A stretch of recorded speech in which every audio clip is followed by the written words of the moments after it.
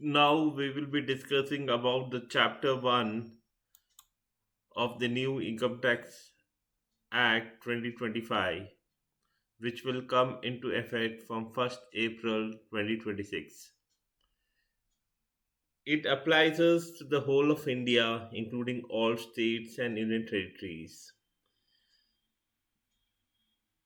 This is important because it tells us when the old Income Tax Act 1961 will be completely replaced by this new Income Tax Act 2025.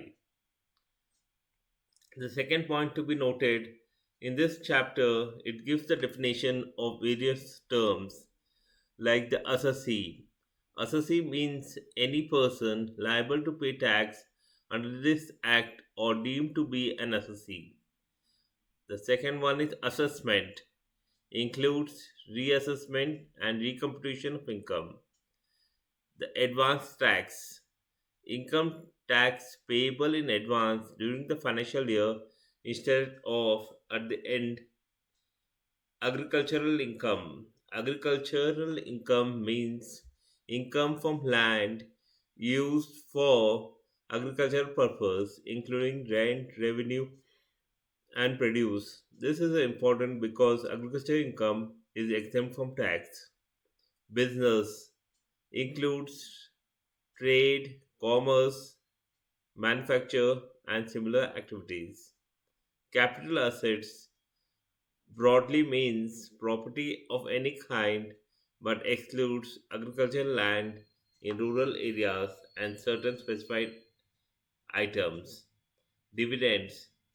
Dividend includes various types of distributions made by a company to its shareholders.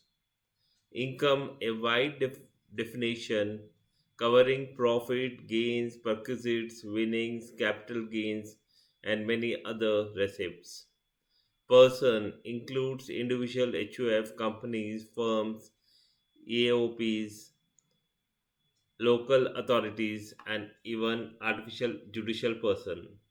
Tax year defined as the financial year beginning on 1st April and ending on 31st March.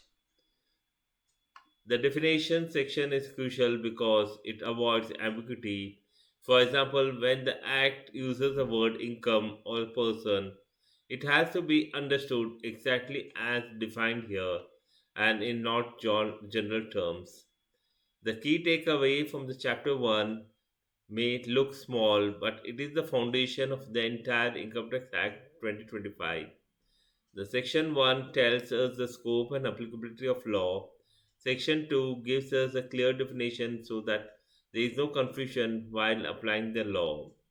Without this chapter, the rest of the provisions could be misinterpreted. That is why every Income Tax Act starts with preliminary provisions.